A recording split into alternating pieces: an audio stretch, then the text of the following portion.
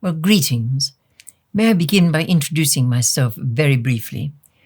All I ever say about myself is I'm actually a nurse and a social scientist by intention and a baroness by astonishment. I was not into politics. I was the first baroness I had ever met. You wake up one morning and see a baroness looking at yourself out of the bathroom mirror, and it's quite a shock. But you think, how do I use the privilege of being in the House of Lords, which is what being a baroness gives you? And the idea came very clearly. It's a wonderful place to be a voice for people whose voices are not heard. And that is how I use my role there, and what a privilege it is to be able to speak for people whose voices are not heard, such as the people of Artsakh, Nagorno-Karabakh, and the people of Armenia whose voices are not heard as they should be. So that is my privilege, and that is the reason behind the privilege of giving this talk. To the people of Armenia, the first Christian nation. In my many travels to your beloved homeland, I've been inspired and humbled to share personally in your joys and your sorrows. I have been blessed to have met a host of wonderful people, many the direct descendants of victims of the great genocide in Anatolia, of anti-Armenian pogroms in Sumgait and Baku, and of ethnic religious cleansing in Artsakh. I've been struck by the unanimity with which you share a simple common goal. It is to live in peace, dignity, and security in your own land. My dear friends, that longing continues to fill my heart. Some of you may remember my first visit to Armenia over 30 years ago. It was a time of great uncertainty, as the people of what was then the Armenian Soviet Socialist Republic fought with courage for democracy and independence, while the Armenians of the Nagorno-Karabakh Autonomous Oblast began their valiant campaign for the right to self-determination. The struggle for Artsakh became the catalyst for independence of the Republic of Armenia. To this day, it remains an important symbol of hope and unity among all Armenians across every part of the nation and the diaspora. We all remember the horrors of the First Karabakh War and the immense suffering inflicted by Azerbaijan upon your people. Tens of thousands lost their lives while defending their homeland, and I personally witnessed 400 Grad missiles fired by Azerbaijan daily, raining onto Stepanakert, an aerial bombardment of civilian homes with 500-kilogram bombs. I witnessed the results of massacres, atrocities, and forced displacement. And I remember with great sadness that when the people of Artsakh called for assistance, the world chose not to listen. In 2020, Azerbaijan, assisted by Turkey, resumed its attempted conquest of Artsakh with impunity. Schools and hospitals were bombed, religious sites destroyed, Armenian hostages tortured, killed, and their corpses violated.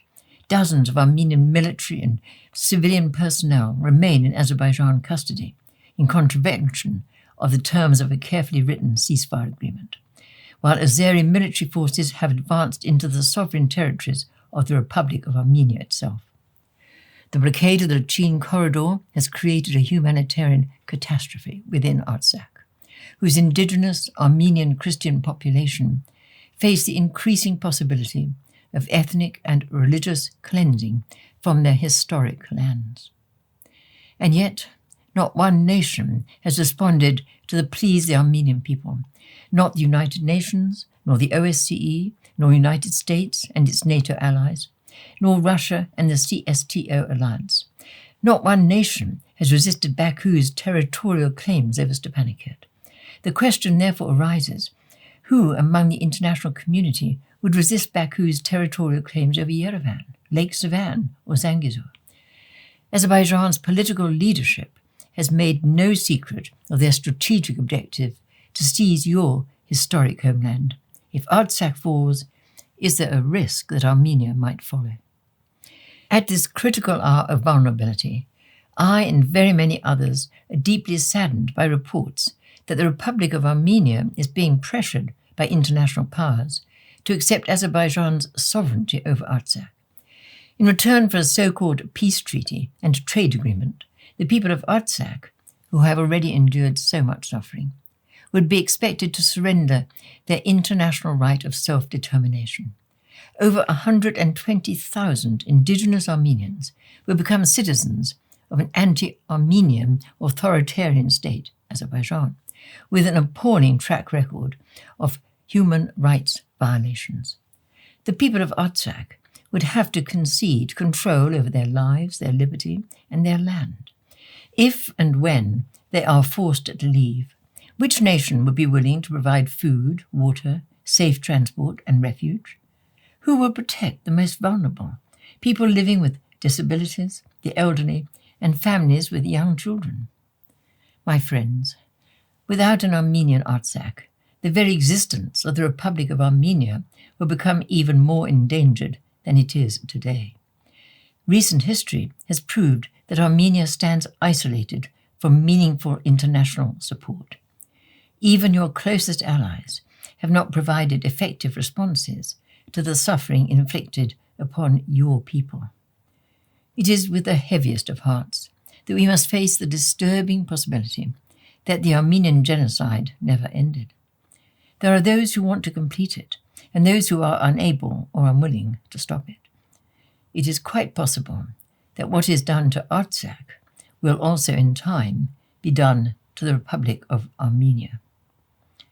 If the treaty now being negotiated between Azerbaijan and Armenia results in the surrender of Artsakh, then lasting peace cannot be guaranteed. Any such treaty should be submitted for review of the democratically elected parliaments of Karabakh and Armenia, and not ratified until it is approved in the form of a democratic referendum by the Armenian peoples in these two countries. At this critical moment in your great nation's history, it is my hope and prayer that all Armenians across every part of the nation and diaspora will continue to uphold the struggle for Artsakh as a symbol of unity. I, along with many others, have faith in your continuing ability to overcome present sufferings with courage, fortitude, sacrifice, and love, so that the people of the long-suffering Armenian nation will continue to live in peace and dignity in your own historic lands. My dear friends, thank you for holding a front line of faith and freedom for the rest of the world, and for the high price you have paid for doing so.